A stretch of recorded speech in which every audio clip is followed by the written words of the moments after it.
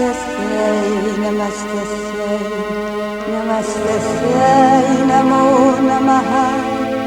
या देवी सर्वभूतेषु शक्तिरूपेण संस्थिता नमस्तस्यै नमो नमः। या देवी सर्वभूतेषु विद्यारूपेण संस्थिता नमस्तस्यै नमो नमः। या देवी सर्वभूतेषु शान्तिरूपेण संस्थिता नमस्तस्यै नमो नमः। नमस्तस्यै नमो नमः।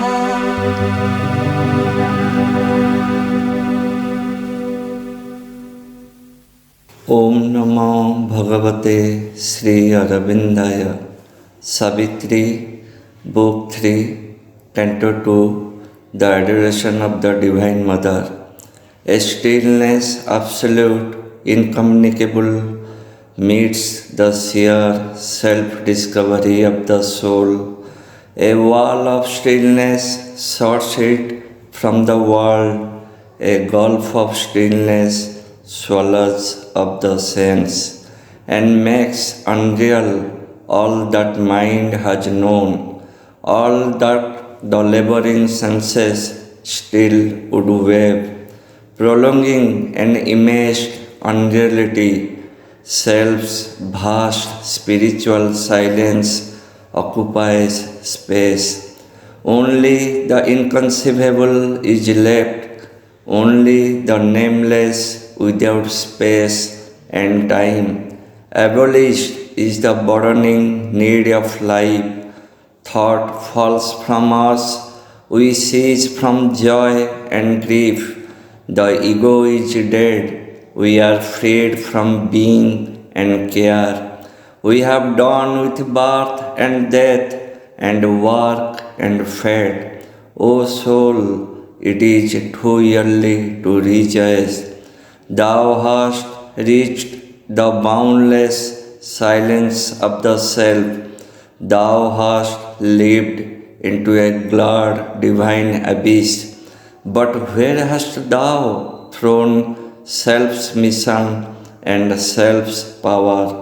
On what dead bank on the eternal's road? One was within thee who was self and world.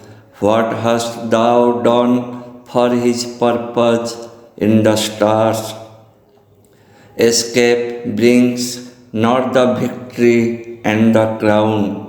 Something thou comest to do from the unknown, but nothing is finished and the world goes on, because only half God's cosmic work is done, because only half God's cosmic work is done. Om Savitri, Om Savitri, Om Savitri. करुणामयी माँ परम प्रभु श्री अरविंद श्रीमान Shri Arvind charitable trust राउरकेलार मासिक आध्यात्मिक आलोचना चक्र को आपण मानक स्वागत। आम दीर्घ दिन धरी ये कार्यक्रम आधार प्रभु श्री अरविंदर प्रणीत विश्वविख्यात ग्रंथ द सेजन गीता ऑन द गीतार ओडिया व्याख्या ताको अर्थ सहित आम करी आसचु एवं आम गत थर अवतारोत्तर प्रणाली द प्रोसेस ऑफ अवतारहुड केते गुडे पैराग्राफ को नहीं आलोचना रखी पुणी आम से अध्यायर आलोचना गुड़ी को धारावाहिक भाव में आगू को नौचु। अनुष्ठान सहित संपृक्त समस्त वरिष्ठ कार्यकर्ता ट्रस्टी मेंबर्स ଏବଂ ଯେଉଁମାନେ ଏଥିରେ ସହଯୋଗୀ ଅଛନ୍ତି ସମସ୍ତଙ୍କୁ ଅନ୍ତରରୁ ସାଧୁବାଦ ଜଣାଉଛି। ଏବଂ ଭଗବତ ଗୀତାକୁ ଗୋଟେ ନୂତନ ପ୍ରକାରେ ବୁଝିବା ପାଇଁ ପ୍ରଭୁ ସମସ୍ତଙ୍କୁ ଏକ ସୁଯୋଗ ଦେଇଛନ୍ତି।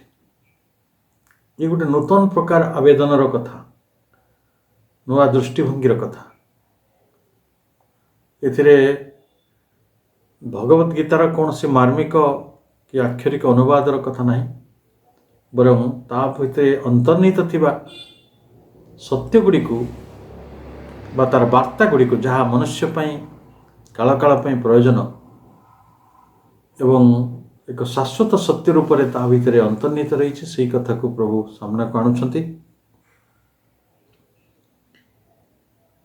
ତେଣୁ ଭାଗବତ ଚେତନାରେ ପ୍ରବେଶ କରିବା ପାଇଁ ଆମକୁ ଏ ବହୁତ ସହଯୋଗ କରିବ ଏ ଅଧ୍ୟୟନ। କାରଣ ଆମର ଅଂଶଟି ହେଉଛି ମାନବୀୟ ଅଂଶ। এই ମାନବୀୟ ଅଂଶ ଭିତରେ ଭଗବତ ଚେତନାର ପ୍ରବେଶ ଯେତେବେଳେ ହେବ, ସେତେବେଳେ ଭାଗବତ ଚେତନା ମନୁଷ୍ୟର ପ୍ରକୃତି ମଧ୍ୟରେ ଏକ ପ୍ରକାର ସ୍ଥାନ ପାଇବେ ବା ଆମକୁ କର୍ମ, ମନ, ଦେହ ସବୁକିଛିକୁ ସେଇ ଛାଞ୍ଚରେ, ସେଇ ଢାଞ୍ଚାରେ ତାକୁ ପୁନର୍ଗଠିତ କରିବେ। এইଭଳି ଦେବତ୍ୱ ଗୁଣ ଥିବା ବ୍ରହ୍ମ ତେଜରେ ମହିୟାନ ମଣିଷମାନଙ୍କୁ ଅବତାର ବୋଲି କୁହାଯାଇଛି। ଭଗବତ ଗୀତା କହୁଛନ୍ତି ଯେ ଭଗବାନଙ୍କର ସ୍ଥାନ ହେଉଛି ମଣିଷର ହୃଦୟ।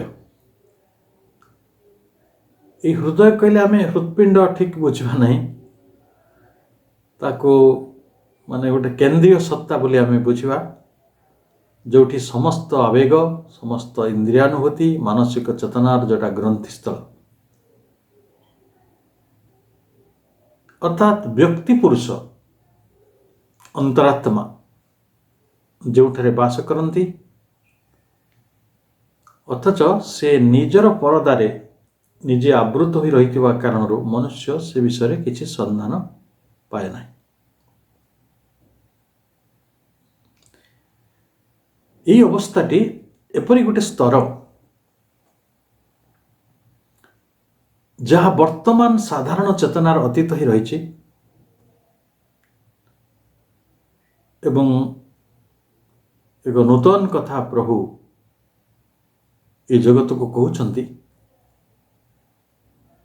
ଯେ ସେହି ସ୍ତରଟି ହେଉଛି ସ୍ୱର୍ଗ। ଯେଉଁମାନେ ପ୍ରାଚୀନ ଋଷିକୂଳ, ଯେଉଁମାନଙ୍କର ସେଇଭଳି ପ୍ରତିବୋଧ ରହିଥିଲା, ଯେଉଁମାନଙ୍କର ପରମ ପ୍ରଜ୍ଞା ପ୍ରତିଷ୍ଠିତ ହୋଇଥିଲା, ସେମାନେ ଆମ ଭିତରର ଯେଉଁ ଅନ୍ତଃସତ୍ତା ରହିଛି ବା ଆମ ଭିତର ଚୈତ୍ୟସତ୍ତା ରହିଛି, ଯାହାକୁ ଦିବ୍ୟ ସ୍ଫୁଲିଙ୍ଗ ବୋଲି ମା କହୁଛନ୍ତି, ସେଇଟାକୁ ସେ ସ୍ୱର୍ଗ ବୋଲି କହୁଛନ୍ତି। ତେଣୁ ଆମେ ଦେଖିବା ଯେ ଦିବ୍ୟ ମାନବ କହିଲେ ଆମେ ଏଇଟା ହିଁ ବୁଝୁଛୁ ଯେ ଭାଗବତ ପରମ ପୁରୁଷ, ଯିଏ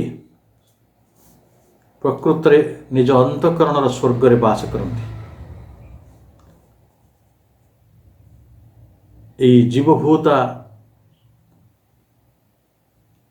ପରାପ୍ରକୃତି ଭିତରକୁ ମଣିଷର ମାନେ ଯାହାକୁ ଆମେ କହୁଛୁ ଉର୍ଦ୍ଧ୍ୱସ୍ଥ ପରାର୍ଥ, ତା ମଧ୍ୟକୁ ଯେତେବେଳେ ମନୁଷ୍ୟ ପ୍ରବେଶ କରୁଛି, ସେତେବେଳେ ସେ ଗୋଟେ ପବିତ୍ର ଆତ୍ମା ହେଇଯାଉଛି, ହୋଲି ସ୍ପିରିଟ୍, ଯାହାକୁ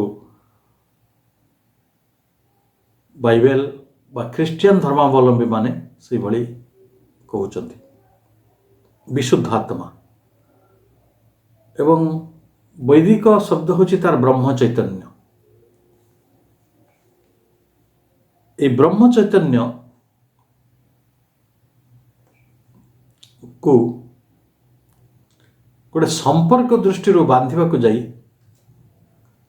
आमे ब्रह्म को परम पिता एवं जीव को तांकर पुत्र पिता पुत्र एक संबंध को आमे स्थापित करिछु जे जीशु ख्रीष्ट जेतेबेले ए धराधाम रे अवतीर्ण होइतिले तांकर पवित्र आत्मा आमे तांको कहूतिले जे से जदिओ साधारण मानव ठार तांकर शक्ति तांकर क्षमता तांकर प्रतिभा तांकर वाणी तांकर ज्ञान ये सब किछि असाधारण थिला तथापि मनुष्य तांको ईश्वरଙ୍କ पुत्र रूप रे अभिहित करथिला किंतु जतबेले आपण गोटे वैदिक डॉक्ट्राइन भितर को आसीबे वैदिक शास्त्र भितर को आसीबे एठी से होली मैन रो दर्शन टी होची पुरुषोत्तम जोगर पुरुष उत्तम ये गोटे ऊर्ध्वतर दिव्य चेतना से मध्य मानवता मध्य अवतरण करि पारे जीवर चेतना ये पुरुषोत्तम चेतना भितर लीन हो जाई पारे अर्थात मनुष्यर चेतना जेतेबेले परार्थ जगत को जीव अपरार्थर चेतनाटी ता भितर लीन हो जाओ कारण जे यही साधारण जीव भितर किभली भागवत चेतना प्रविष्ट हुए ताको बहु महापुरुषों क्षेत्र से कथा देखिया को मिले प्रभु श्री अरविंद यही प्रसंग रे श्री चैतन्य देवंकर कथा को कहिसंती लोक मानकर ये जो लोक कथा को संबल करी से कहउचंती जो तांकर केबे केबे भागवत आवेश होतला एवं से भगवानंकर जड़े अनन्य भक्त और प्रेमिक थिले एवं से निजे असाधारण थिबा सत्वे तांको पाखरे अवतारत्वर अनेक गुण थिबा सत्वे तांको जदि केही पूजा करुथिले से ताको मना करुथिले किंतु जेतबेले भागवत आवेश तांको भितरे घटे से संपूर्ण स्वयं भगवत पुरुष रे बा भगवान निजे ही उठुथिले बोली कहा जाई परिबो दिव्य भाव नहीं से समस्त कथबार्ता करुथिले समस्त आचरण करुथिले एवं तांकर मानसीय आधारटी भागवत उपस्थिति और भागवत चेतनार एक निरंतर आधार हो उठिथिला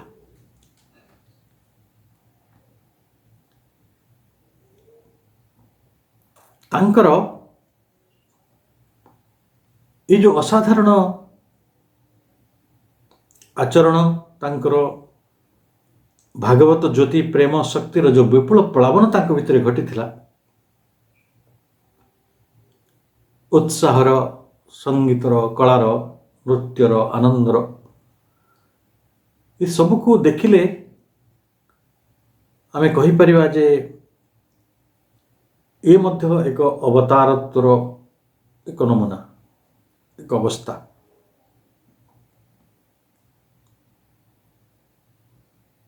मानविक धारणा जदि आमे से कथा को भाविबा हे तो एटा संभव बोली लागि पारे किंतु भगवानंकर चेतना ज्योति शक्ति प्रेमर आधार होई पारिबा एक साधारण घटना नुहे बा सी आमर मानसा अतीत मन ताकू चिंता करि परिबा नै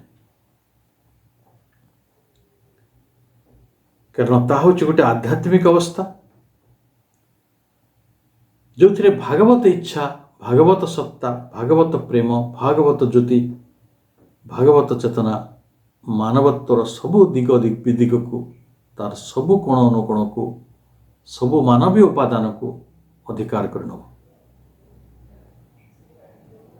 ଏବଂ ସେତେବେଳେ ତାଙ୍କ ଜନ୍ମ ହୋଇଯିବ ଦିବ୍ୟ ଜନ୍ମ, ତାଙ୍କର ପ୍ରକୃତି ହୋଇଯିବ ଦିବ୍ୟ ପ୍ରକୃତି ଏବଂ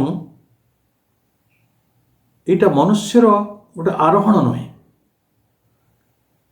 ଏସେନ୍ସନ୍ ଅଫ୍ ହ୍ୟୁମାନ୍। ମଣିଷ ଗୋଟେ ଆରୋହଣ କରିକି ସେଇଟା ସମ୍ଭବ କରିଛି ତାହା ନୁହେଁ, ବରଂ ଆମେ ଦେଖିବା ମାନବତା ଭିତରେ ଭାଗବତ ପୁରୁଷଙ୍କର ଏଇଟା ଅବତରଣ ବା ଗୋଟେ ଅବତାର ଗ୍ରହଣ। ଆମେ ଲାଇଫ୍ ଡିଭାଇନ୍ ପୁସ୍ତକରେ ପଢ଼ିଛୁ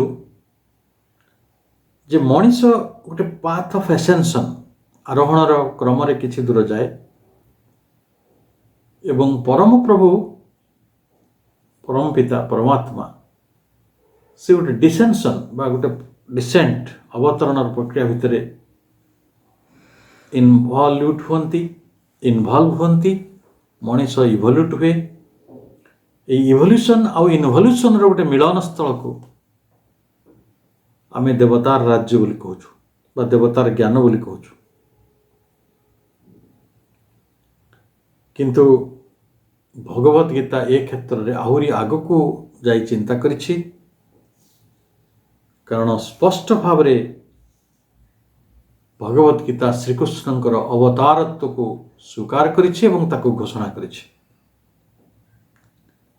ଖାଲି ସେତିକି ନୁହେଁ, ନିଜେ ଶ୍ରୀକୃଷ୍ଣ ଅନ୍ୟମାନଙ୍କର ଜନ୍ମର କଥା କହିଛନ୍ତି। ମନୁଙ୍କର ଜନ୍ମ, ଇକ୍ଷ୍ୱାକୁଙ୍କର ଜନ୍ମ, ସୂର୍ଯ୍ୟଙ୍କର ଜନ୍ମ ଏଭଳି ଯେତେବେଳେ ଅବତାରଣା କରିଛନ୍ତି ଯେ ଭଗବାନଙ୍କୁ ଧାରଣ କରୁଥିବା ଏକ ମାନବ ସତ୍ତା ସେ ନୁହନ୍ତି, ବରଂ ସେ ନିଜେ ଭଗବାନ ବୋଲି ସୂଚାଇଛନ୍ତି। ଆମେ ଦେଖିବା ଭଗବତ ଗୀତାର ଶ୍ଲୋକ ଗୁଡ଼ିକରେ ବହୁବାର ସେଇଭଳି ଉଲ୍ଲେଖ କରିଛନ୍ତି ଯେ ମୁଁ ପ୍ରାଣୀମାନଙ୍କ ମଧ୍ୟରେ ଅବିନଶ୍ୱର ଈଶ୍ୱର, ମୁଁ ଅନାଦି, ମୁଁ ଅଜ, କିନ୍ତୁ ମୋର ଏ ଯେଉଁ ପ୍ରାକୃତିକ କାର୍ଯ୍ୟର ଅଧିଷ୍ଠାତା ରୂପେ ମୁଁ ନିଜ ମାୟା ଦ୍ୱାରା ନିଜକୁ ସୃଷ୍ଟି କରେ। ଚତୁର୍ଥ ଅଧ୍ୟାୟ 6ଠ ଶ୍ଲୋକରେ ଏଭଳି ସେ କହୁଛନ୍ତି, ଅଜପ ସନ୍ନବ୍ୟାତ୍ମା ଭୂତାନାମ୍ ଈଶ୍ୱରୋପି ସନ୍ ପ୍ରକୃତିଂ ସ୍ୱମଧିଷ୍ଠାୟ ସମ୍ଭବାମ୍ୟାତ୍ମମାୟା। ତେଣୁ ଭଗବାନ ଆଉ ମାନବ ଜୀବନର ଗୋଟେ ସମ୍ବନ୍ଧିତ କଥା ଏଠି ନାହିଁ। ଏଇଟା ସିଏ ଆସିକି ଏଠି ମାନବ ଥିଲେ ଏବଂ ସେ ଭାଗବତ ଚେତନା ସହିତ ସଂଯୁକ୍ତ ହେଲେ ଏବଂ ତାପରେ ସିଏ ଜଣେ ଅସାଧାରଣ ବ୍ୟକ୍ତିତ୍ୱରେ ପରିଣତ ହେଲେ, ସେପରି ନୁହେଁ। ସେ ସିଧା ସିଧା କହୁଛନ୍ତି ଅଜୋପି ସନ୍ନବ୍ୟାତ୍ମା, ମୋର ବ୍ୟୟ ନାହିଁ, ମୁଁ ଅବିନାଶୀ, ଅଜ ମଧ୍ୟ, ମୋର ଜନ୍ମ ନାହିଁ। ତାହେଲେ ଏ ତ ମଣିଷର କଥା ନୁହେଁ, ବା ମଣିଷତାଟି ଦିବ୍ୟତା ଲାଭ କଲା ପରେ ଏଭଳି ଯେ କହିପାରିବ ତାହା ବି ନୁହେଁ। ତେଣୁ ଭଗବାନ ନିଜ ପ୍ରକୃତି ଦ୍ୱାରା ମାନବ ରୂପେ ଜନ୍ମଗ୍ରହଣ କରିଛନ୍ତି। ମାନବର ଆକାର ପ୍ରକାର ଭିତରକୁ, ମନୁଷ୍ୟର ଢାଞ୍ଚା ଭିତରକୁ, ମନୁଷ୍ୟର ଗଠନ ଭିତରକୁ ଭଗବତ ଚେତନା, ଭଗବତ ଶକ୍ତି ନେଇ ସେ ଅବତାର ଗ୍ରହଣ କରିଛନ୍ତି ଏବଂ ମାନବ ରୂପ ଓ ମାନବର ଆକାର ପ୍ରକାର ଭିତର ଦେଇ କର୍ମ କରିବାକୁ ସେ ସ୍ୱୀକାର କରିଛନ୍ତି। ଅର୍ଥାତ୍ ମନୁଷ୍ୟର ଅନ୍ତଃସ୍ଥିତ ଆତ୍ମା ରୂପେ ଅଧିଷ୍ଠିତ ରହି ସେ ମନୁଷ୍ୟକୁ ପରିଚାଳନା ବି କରୁଛନ୍ତି।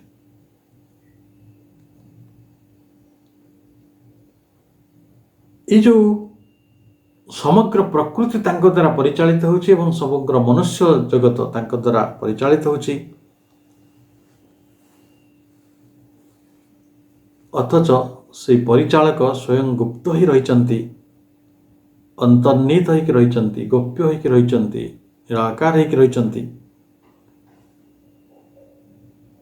ଯେ ଅବତାରତ୍ୱ କ୍ଷେତ୍ରରେ ଏ ପ୍ରାକୃତିକ ଯେଉଁ ସଂଗୁପ୍ତପଣ ରହିଛି ତାଠାରୁ ଗୋଟେ ବ୍ୟାବହାରିକ ପାର୍ଥକ୍ୟ ଦେଖାଯାଏ। ଏଇଠାରେ ଭଗବାନଙ୍କର ଶାସନ, ଭଗବାନଙ୍କର ବ୍ୟକ୍ତତା ବା ତାଙ୍କର ଯେଉଁ ବ୍ୟକ୍ତିଗତା ଯେଉଁ ପ୍ରକାଶ, ସେଇଟା ଗୁପ୍ତ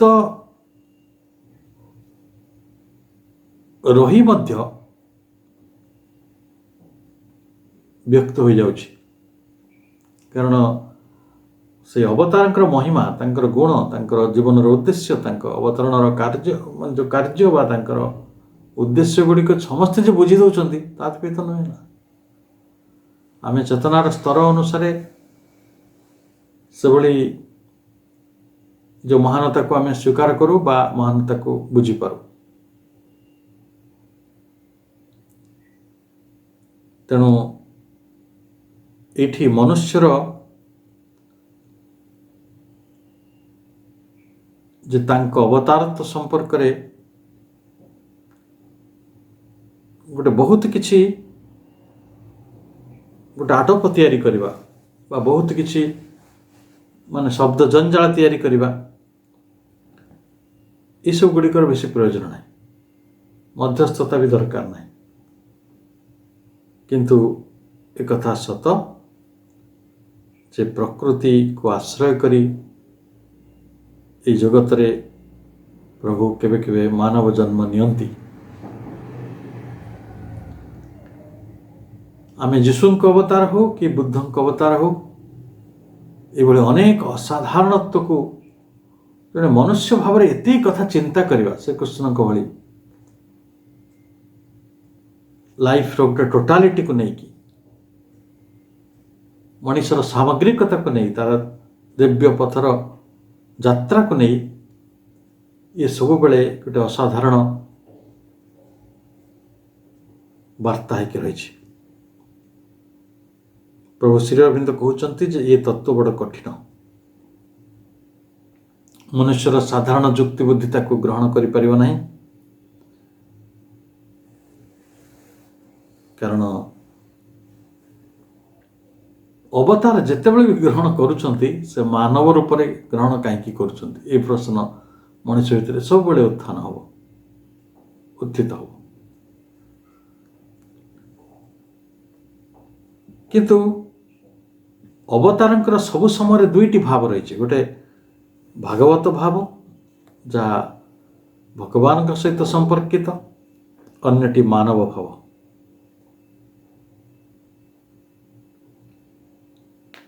ତେଣୁ ଭଗବାନ ମାନବ ପ୍ରକୃତିକୁ ତାର ବାହ୍ୟ ସୀମା ଆଉ ତାର ଯେଉଁ ଅପୂର୍ଣ୍ଣତା ସହିତ ଗ୍ରହଣ କରନ୍ତି। ଭାଗବତ ଚେତନା, ଭାଗବତ ଶକ୍ତିର ପରିସର ଉପାୟ ଯନ୍ତ୍ରରେ ପରିଣତ କରନ୍ତି।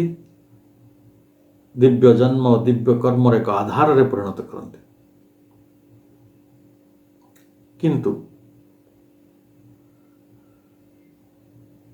ଅବତାରଙ୍କର ଉଦ୍ଦେଶ୍ୟ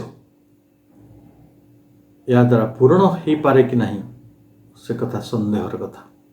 ହଁ, କିଛି ଦୂର ମଣିଷକୁ ଚେତନା କ୍ଷେତ୍ରରେ ସେ ଆଗକୁ ନିଅନ୍ତି,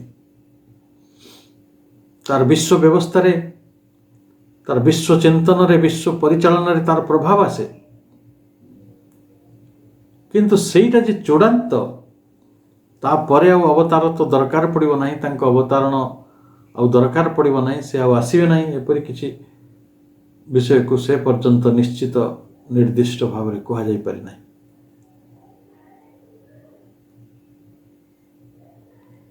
କିନ୍ତୁ ଅବତାର ଆସନ୍ତି ଏଇ କଥା ଦେଖାଇ ଦେବାକୁ ଯେ ମାନବ ଜନ୍ମ ତାର ସମସ୍ତ ସୀମିତତା ସତ୍ତ୍ୱେ, ସମସ୍ତ ସହାୟତା ସତ୍ତ୍ୱେ ଦିବ୍ୟ ଜନ୍ମ ଓ ଦିବ୍ୟ କର୍ମରେ ସମର୍ଥ।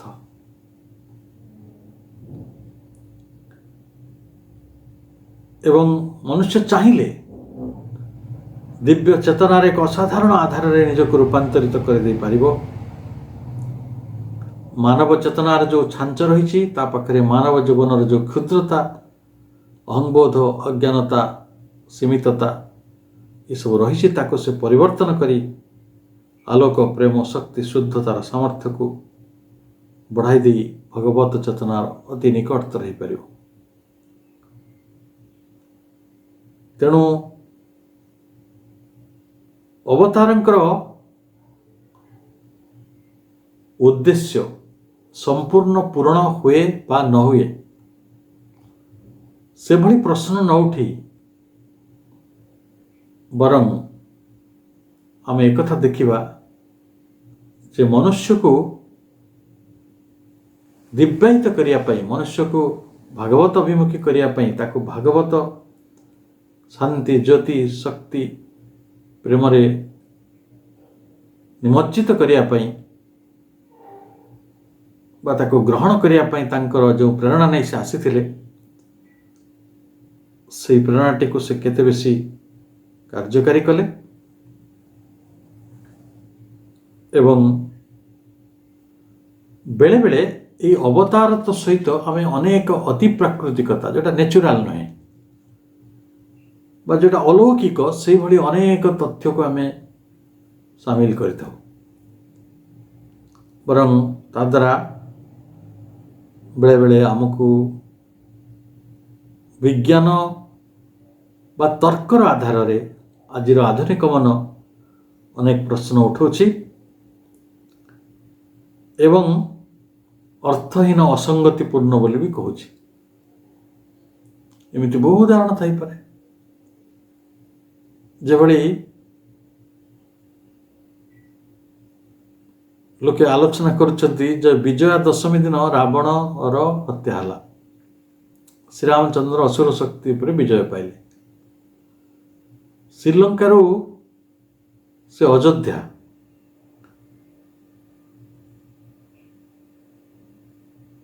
ମାନେ ଦୀପାବଳି ସମୟରେ ସେ ଆସି ଅଯୋଧ୍ୟାରେ ପହଞ୍ଚିଲେ। ମାତ୍ର 15 ଦିନ ଭିତରେ 2100 କିଲୋମିଟର ଏଇ ଯାତ୍ରା। ଯେତେବେଳେ ନା ରଥ ଥିଲା ନା ବିମାନ ଥିଲା। ତ ସେଇଭଳି ଅବସ୍ଥାରେ ସେ ପଦବ୍ରଜରେ ଏଟା ସମ୍ଭବ କଲେ କି ନ କଲେ କିଛି ମ୍ୟାଥମେଟିକାଲ ପ୍ରଶ୍ନ ଉଠିବ। ତାକୁ କୁହନ୍ତି ତର୍କମୂଳକ ପ୍ରଶ୍ନ। କାରଣ ଅଲୌକିକତାଟିକୁ ସବୁବେଳେ ସାବ୍ୟସ୍ତ କରିବେ ନାହିଁ। ଅନେକ ସମୟରେ ଅଲୌକିକତା ଗୋଟେ ଅତିରଞ୍ଜନର ପ୍ରସଙ୍ଗ ହୋଇଯାଏ। ଯେଭଳି ହନୁମାନ ଗନ୍ଧର୍ବ ପର୍ବତକୁ ଉପାଡ଼ି କାନ୍ଧରେ ଧରି ଆକାଶ ମାର୍ଗରେ ଗମନ କଲେ। ଏଥିରେ ସତ୍ୟତା ଅଛି କି ନାହିଁ ତାକୁ ସାବ୍ୟସ୍ତ କରିବା ପାଇଁ ହୁଏତ ଅଲୌକିକତାକୁ ବିଶ୍ୱାସ କରୁଥିବା ମଣିଷମାନଙ୍କୁ ଗଳା ଦୁଃଖରେ ମୁହାଁବାକୁ ପଡ଼ିବ।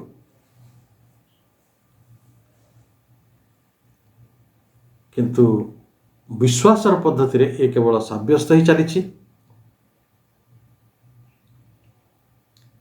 ଯେଭଳି ଯୀଶୁଖ୍ରୀଷ୍ଟଙ୍କର ଅଲୌକିକ ଆରୋଗ୍ୟକାରିଣୀ ଶକ୍ତି ଥିଲା, ସେ ଯାହାକୁ ଛୁଇଁ ଦେଉଥିଲେ ତାର ବହୁ ପୁରାତନ ରୋଗ ଭଲ ହୋଇଯାଉଥିଲା, ଅନ୍ଧ ଚକ୍ଷୁଷ୍ମାନ ହେଉଥିଲା। ଏମିତି ଅନେକ କଥା ଆମେ ଜାଣିଛୁ ଯେ ଋଷିମାନଙ୍କ ପାଖରେ ପ୍ରାଣବିଦ୍ୟା ଏପରି ଥିଲା ଯେ ମୃତ ବ୍ୟକ୍ତିକୁ ମଧ୍ୟ ସେମାନେ ଜୀବିତ କରିଦେଇ ପାରୁଥିଲେ।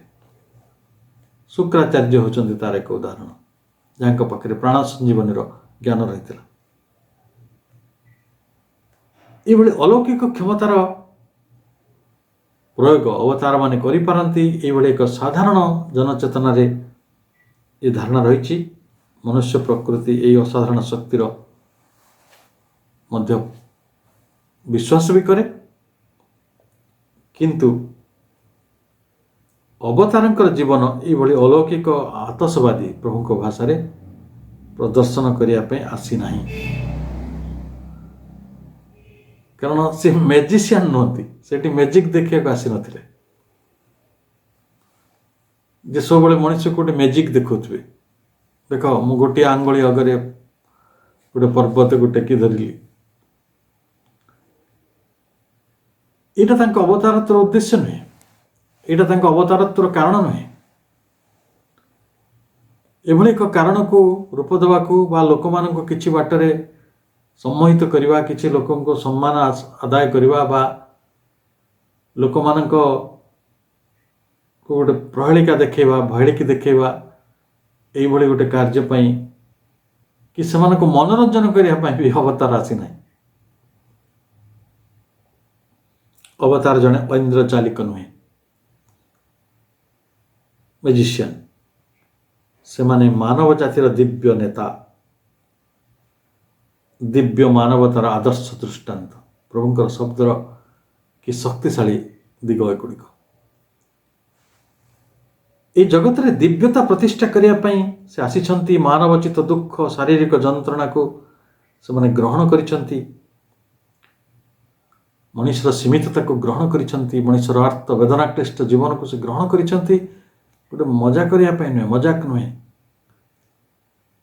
ସେମାନେ ଦେଖେଇ ଦେବାକୁ ଆସିଛନ୍ତି ଯେ ଏଇଭଳି ମାନବଚିତ ଦୁଃଖ ଓ ଯନ୍ତ୍ରଣା ଭିତରୁ କିଭଳି ମୁକ୍ତି ଓ ଉଦ୍ଧାର ହେଇପାରେ।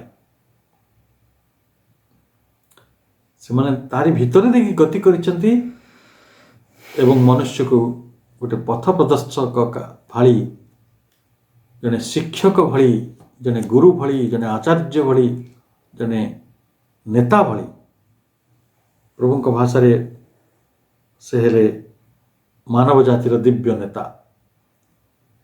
ଏମାନେ ଏଟା ସମ୍ଭବ କରିଛନ୍ତି। ଆଉ ଯଦି ଆମେ ଯୀଶୁଖ୍ରୀଷ୍ଟଙ୍କୁ ଦେଖିବା, ଶ୍ରୀ ଅରବିନ୍ଦଙ୍କୁ ଦେଖିବା, ଆମେ ଦେଖିବା ଯେ ଏଇ କଥା ଗୁଡ଼ିକ କେତେ ସତ। ଦ୍ୱିତୀୟତଃ,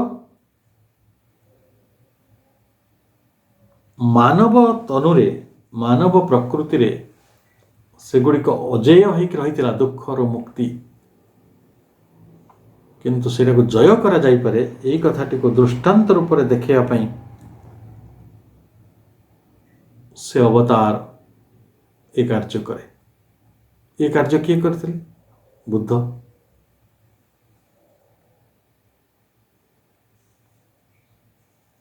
ତେଣୁ ସେମାନେ ଥିଲେ ମାନବ, ଦିବ୍ୟ ମାନବତାର ଆଦର୍ଶ ଦୃଷ୍ଟାନ୍ତ। ଆମେ ଯୀଶୁଖ୍ରୀଷ୍ଟ ଚରିତ୍ର ଏବଂ ବୁଦ୍ଧଦେବଙ୍କ ଚରିତ୍ରରେ ଏଇଭଳି ଅବତାର ଗୁଣ ଗୁଡ଼ିକର ଅବତାରଣ କଲେ। ଅବତାର ଯେ ମଣିଷ ଭଳି ଦୁଃଖ କଷ୍ଟ ପାଇବେ ନାହିଁ ବା ଏଠି ରୋଗ ବାର୍ଦ୍ଧକ୍ୟ ଭୋଗ କରିବେ ନାହିଁ କି ସେମାନେ ମରିବେ ନାହିଁ, ସେ କଥା ଗୁଡ଼ିକ ଏଠାରେ କୁହାଯାଏ ନାହିଁ। ଏ କଥା ଏଠାରେ କୁହାଯାଉଛି ଯେ ଦିବ୍ୟ ଆନନ୍ଦର ଏହି ଅବତାର ଆସିବା ପୂର୍ବରୁ ଶୋକ ଓ ଦୁଃଖରେ ଏ ପୃଥିବୀର ଯେଉଁ ବିଭୋରତା ଥାଏ, ତାର ଯେଉଁ ମଗ୍ନତା ଥାଏ ବା ତାକୁ ଯେଉଁ ଭାବରେ ସ୍ୱାଭାବିକ ବୋଲି ସେ ଧରି ନେଇଥାଏ, ଅବତାର ତ ଆସିଲା ପରେ ସିଏ ତାକୁ ସ୍ୱାଭାବିକତା ବୋଲି ମନେ କରେ ନାହିଁ। ଯେଭଳି ମୁଁ ଶ୍ରୀ ଅରବିନ୍ଦଙ୍କ ଉଦାହରଣ ଦେବାକୁ ଚାହୁଁଛି।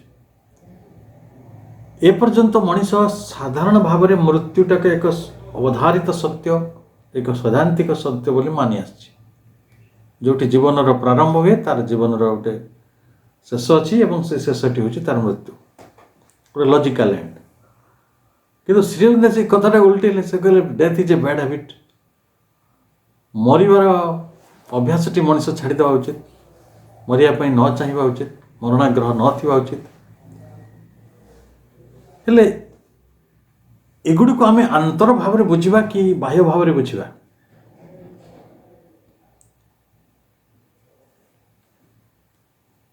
କେବଳ ଏଇ କଥାଟାକୁ ତର୍ଜମା କରାଯାଉ ଯେ ଯେତେବେଳେ ଅତିମାନବ ଜାତି ଆସିବ, ଆମକୁ ମାନବତ୍ୱର এই ବଞ୍ଚିବାର ଯେଉଁ ସୀମା ଗୁଡ଼ିକ ରହିଛି, ବଞ୍ଚିବାର ଯେଉଁ ସର୍ତ୍ତ ଗୁଡ଼ିକ ରହିଛି, ତାକୁ ଛାଡ଼ିବାକୁ ପଡ଼ିବ। କିନ୍ତୁ ଆମେ କେତେଜଣ ମାନବତ୍ୱର ଏହି ସୀମା ଓ ସର୍ତ୍ତକୁ ଛାଡ଼ିବାକୁ ଚାହୁଁଛୁ? ନା ମାନବତା ଭିତରେ ଆମେ ବିଭୋର ହେଇକି ରହିଛୁ। এই ମାନବତା ଭିତରେ ଆମ ଦୁଃଖ କଷ୍ଟ, ବାର୍ଦ୍ଧକ୍ୟ, ମୃତ୍ୟୁ, ଯନ୍ତ୍ରଣା ଭିତରେ ଆମେ ତାର ସମାଧାନ ଗୁଡ଼ିକ ଖୋଜୁଛୁ। ତେଣୁ ଅବତାର এইଭଳି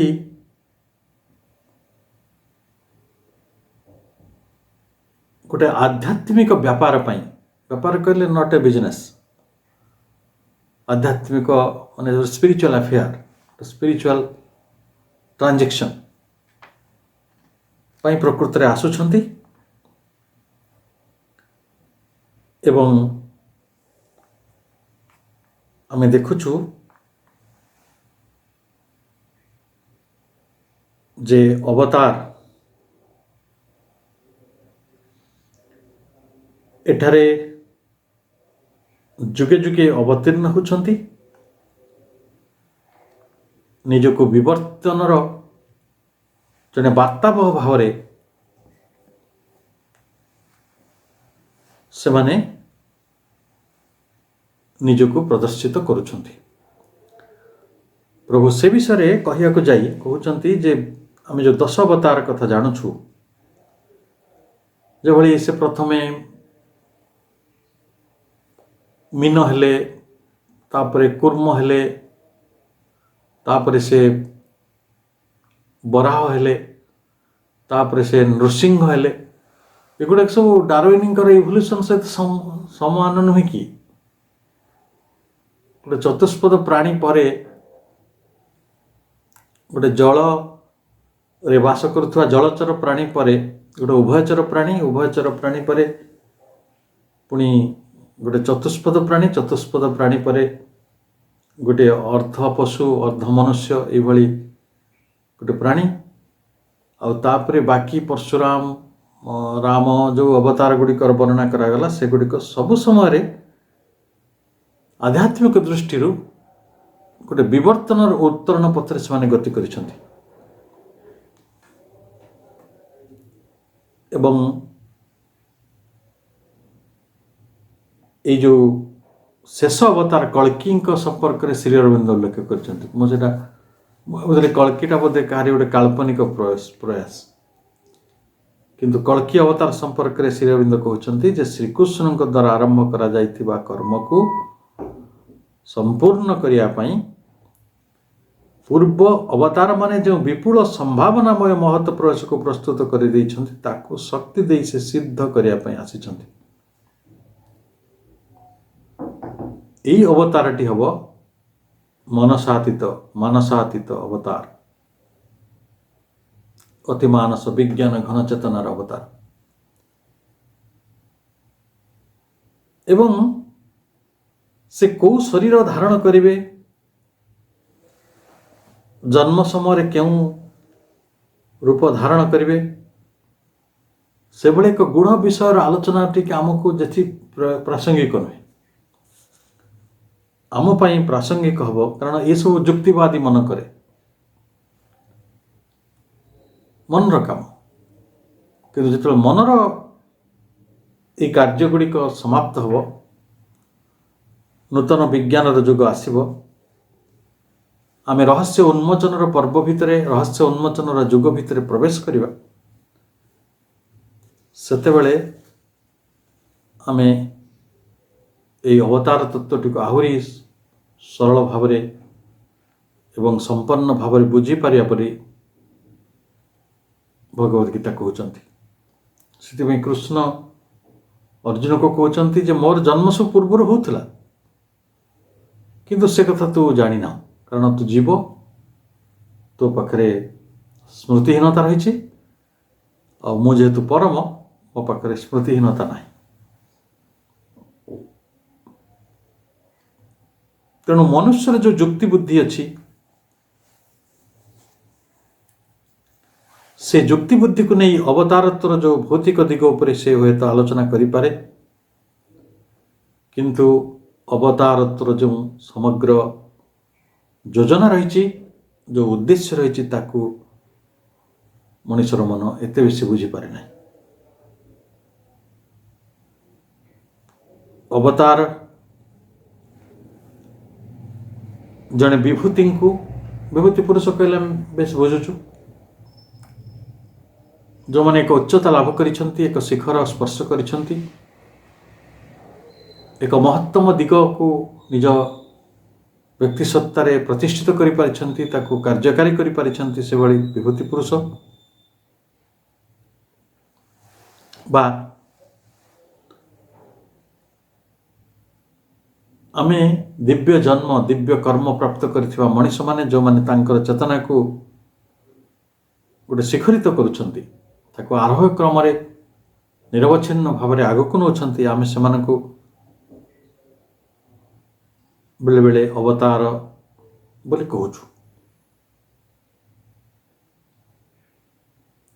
କିନ୍ତୁ ଯଦି ସେଇ ଆତ୍ମା ନିଜ ଗୋଟେ ଆଧ୍ୟାତ୍ମିକତାର ଗୋଟେ ବଡ଼ ନେତୃତ୍ୱକୁ ପ୍ରଦାନ କରୁନାହିଁ ବା ବିବର୍ତ୍ତନର ଗୋଟେ ବଡ଼ ଦିଗକୁ ସେ ଉନ୍ମୋଚିତ କରନ୍ତି ନାହିଁ, ତାହେଲେ ସେ ଏକ ଆଲୋକିତ ମାନବାତ୍ମା, ଦିବ୍ୟ ମାନବାତ୍ମା। ଏବଂ এই ଯେଉଁ ଅବତରଣ ଗୁଡ଼ିକ ଘଟୁଛି, ବିଶେଷତଃ ଶ୍ରୀ ଅରବିନ୍ଦ 3ଟି ଅବତାରଙ୍କର କଥା କହୁଛନ୍ତି, ଖ୍ରୀଷ୍ଟଙ୍କର, ବୁଦ୍ଧଙ୍କର ଏବଂ କୃଷ୍ଣଙ୍କର। ଏମାନେ କିଭଳି ଭାବରେ ମାନବ ଚେତନାକୁ, ମାନବ ଜୀବନକୁ, ମାନବ ସମାଜକୁ ପ୍ରଭାବିତ କରିଛନ୍ତି ଏବଂ ନୂତନ ଆଲୋକରେ ସେମାନଙ୍କ ଜୀବନକୁ ବିଭୂଷିତ କରିଛନ୍ତି, ନୂତନ ସମ୍ଭାବନାରେ ସେମାନଙ୍କୁ ଆଣିଛନ୍ତି। ଯେ ଜଣେ ପ୍ରେମର ଅବତାର, ଜଣେ ଅହିଂସାର ଅବତାର, ଆଉ ଜଣେ ଜୀବନ କଳାର ଅବତାର। ଗୋଟେ ଉତ୍ସବ ମୁଖର ସୁନ୍ଦର ଜୀବନ ବଞ୍ଚିବାର ଯେଉଁ ପରିକଳ୍ପନା ଶ୍ରୀକୃଷ୍ଣଙ୍କ ଅବତାରରେ ମଣିଷ ପାଇଁ ଘଟିଥିଲା, ସେ ମଧ୍ୟ ଏକ ମହାନ ଆଧ୍ୟାତ୍ମିକ ଅଭିବ୍ୟକ୍ତି। ଏବଂ ସେ କଥା ବାରମ୍ବାର ଆମକୁ ପ୍ରମାଣିତ କରୁଛି ଯେ ଅବତାରତ୍ୱର ଏକ ପ୍ରয়োଜନୀୟତା ରହିଛି। ଏବଂ ଆମର ଆନ୍ତର ସତ୍ୟ ଜୀବନ ଆହୁରି ଶକ୍ତିଶାଳୀ ହେବ, ଆହୁରି ରୁଦ୍ଧିମନ୍ତ ହେବ, ଆହୁରି ଜ୍ୟୋତିର୍ମୟ ହେବ, ଆହୁରି ଆଲୋକମୟ ହେବ, ଆହୁରି ଦୈବୀ ଗୁଣ ବିଭୂଷିତ ହେବ। ଏଇଥିରେ ସହାୟତା କରିବା ପାଇଁ ଯେଉଁମାନେ ପ୍ରତୀକ ପୁରୁଷ ଭାବରେ ଆସନ୍ତି ପୂର୍ଣ୍ଣତର ସତ୍ୟକୁ ନେଇ, ତ ତାଙ୍କୁ ଆମେ ଅବତାର କହୁଛୁ। ତେଣୁ ମାନବତା ଆଉ ଭଗବାନଙ୍କର ଅଭିବ୍ୟକ୍ତି, ୟାର ଭିତରେ ଗୋଟେ ନିରନ୍ତର ଆଦାନ ପ୍ରଦାନ ଚାଲିଛି। ଇଏ ହେଉଛି ଗୋଟେ ଗତି, ଜୀବନର ଏକ ସତ୍ୟ। ଏବଂ ଜୀବନର ଏହି ବାସ୍ତବତା, ଏହି ସତ୍ୟକୁ ଯେ ରୂପକାର, ଯେଉଁମାନେ ତାର ନିର୍ଣ୍ଣାୟକ ପୁରୁଷ, ଯେଉଁମାନେ ତାକୁ ନିର୍ଣ୍ଣୟର ଏକ ଭୂମି ଭିତରେ ପ୍ରକଟ କରନ୍ତି ଏବଂ ତାକୁ ଗତି ଦିଅନ୍ତି, ଗୋଟିଏ ଗତିପଥରେ ତାକୁ ଆଗକୁ ନିଅନ୍ତି, ସେମାନଙ୍କୁ ଆମେ ଅବତାର କହିଛୁ। ତେଣୁ ଦିବ୍ୟ ଜୀବନର ସମ୍ଭାବନାକୁ ଯିଏ ନିର୍ମାଣ କରନ୍ତି, ଦିବ୍ୟତାକୁ ଭିତରେ ପ୍ରବେଶ କରିବାର ଯିଏ ପଥ ଦେଖାଇ ଦିଅନ୍ତି, ସେଇଟା ହିଁ ଅବତାରତ୍ୱର ଏକ ସମ୍ଭାବନା ଏବଂ ଅବତାରତ୍ୱର ତାହା ହିଁ ହେଉଛି ସବୁଠାରୁ ମହତ୍ତମ ମହାନତା। ତେଣୁ ଯୁଗେ ଯୁଗେ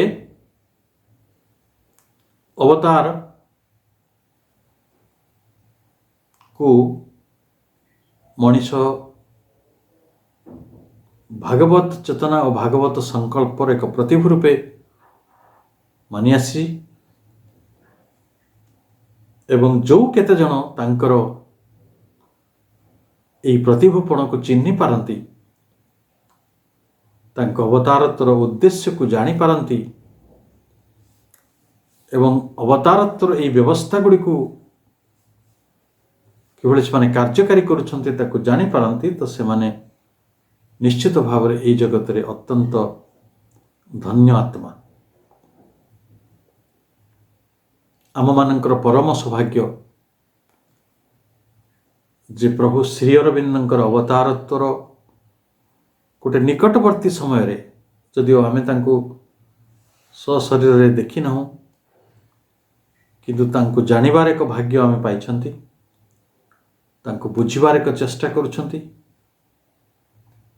ଜଗତ ସମ୍ପର୍କରେ, ଜୀବନ ସମ୍ପର୍କରେ, ଶାସ୍ତ୍ର ଜ୍ଞାନ ସମ୍ପର୍କରେ ତାଙ୍କର ପରିଭାଷା ଗୁଡ଼ିକ କିଭଳି ନୂତନ ଆଲୋକରେ ଉଦ୍ଭାସିତ ଏବଂ ସେହି ଉଦ୍ଭାସନକୁ ଆମେ ନିଜ ଭିତରେ ଧାରଣ କରୁଛନ୍ତି, ତାଙ୍କୁ ଭଲ ପାଉଛନ୍ତି ଆଉ ତାଙ୍କର ନେତୃତ୍ୱଟିକୁ ଆମେ ସ୍ୱୀକାର କରିଛନ୍ତି ଏବଂ ବିବର୍ତ୍ତନର ଏହି ଧାରାଟିକୁ ଆମ ଭିତରେ ପ୍ରବାହିତ ହେବା ପାଇଁ ଆମେ ସୁଯୋଗ ଦେଇଛନ୍ତି, ତାକୁ ସ୍ୱୀକାର କରୁଛନ୍ତି, ସେଥିରେ ଅଂଶଗ୍ରହଣ କରୁଛନ୍ତି। ଏହାଠାରୁ ବଡ଼ କଥା ଆଉ କିଛି ନାହିଁ। ଏହି ସମଗ୍ର ଅଧ୍ୟାୟଟିର ଅଧ୍ୟୟନ ଫଳରେ ଆମେ ଯେଉଁ ମର୍ମାର୍ଥଟି, ଯେଉଁ ସତ୍ୟଟି ପାଇଲେ, ସେହି ସତ୍ୟକୁ ନେଇ ଆମେ କିଭଳି ଆଗକୁ ଯାଇପାରିବା ଏବଂ ଆମ ସାଧନାରେ ତାହା ସହାୟକ ହେବ, କିଭଳି ଭାବରେ ଭାଗବତ ସଂକଳ୍ପକୁ, ତାଙ୍କର ଜ୍ୟୋତି, ତାଙ୍କର ପ୍ରେମ, ତାଙ୍କର ଶକ୍ତିକୁ ଆହୁରି ଘନିଷ୍ଠ ଭାବରେ, ଆହୁରି ଅନ୍ତରଙ୍ଗ ଭାବରେ ବୁଝିବା, ଏସବୁଥିରେ ବହୁତ ସହାୟକ ହେବ। ଏଭଳି ଏକ ସହାୟତାପୂର୍ଣ୍ଣ କାର୍ଯ୍ୟକ୍ରମ ପାଇଁ ପୁଣି ଥରେ ମୋ ଶ୍ରୀମା ଶ୍ରୀ ଅରବିନ୍ଦ ଚାରିଟେବଲ୍ ଟ୍ରଷ୍ଟର କର୍ମକର୍ତ୍ତା ବନ୍ଧୁ, ଏହାର ସମସ୍ତ ଶୁଭେଚ୍ଛୁ ପୃଷ୍ଠପୋଷକ, ମାଙ୍କର ଅନନ୍ୟ ସନ୍ତାନ ଯେଉଁମାନେ ଅତ୍ୟନ୍ତ ଅଭିପ୍ସୁ ଆତ୍ମା, ସମସ୍ତଙ୍କୁ ଅନ୍ତରରୁ ସାଧୁବାଦ ଜଣାଉଛି ଏବଂ ସମସ୍ତଙ୍କୁ ପୁଣି ଥରେ ନିବେଦନ କରୁଛି, ଆମେ ଏହି ଆଲୋଚନା ଚକ୍ରର ଯେଉଁ ନିର୍ଯାସ ଅଛି, ପ୍ରଭୁଙ୍କର ଯେଉଁ ବାର୍ତ୍ତା ରହିଛି, ତାକୁ ଆମେ ଗ୍ରହଣ କରିବା ପାଇଁ ଆହୁରି ଅଧିକରୁ ଅଧିକ ସମ୍ମତ ହେଉଥିବା ଏବଂ ପ୍ରଭୁଙ୍କର ଯେଉଁ ଅବତାରତ୍ୱର ଯେଉଁ ଉଦ୍ଦେଶ୍ୟ ଥିଲା, ଅତିମାନବ ଜାତିର ପ୍ରତିଷ୍ଠା, ସ୍ୱର୍ଗରାଜ୍ୟର ପ୍ରତିଷ୍ଠା, ଦେବତା କୂଳର ପ୍ରତିଷ୍ଠା ମାନବ ଭିତରେ, ତାକୁ ମଧ୍ୟ ଆମେ ବେଶ ଏହି ବାଟରେ ବୁଝିପାରିବା। ସମସ୍ତଙ୍କୁ ବହୁତ ବହୁତ ଧନ୍ୟବାଦ। ବନ୍ଦେ ମାତରମ୍।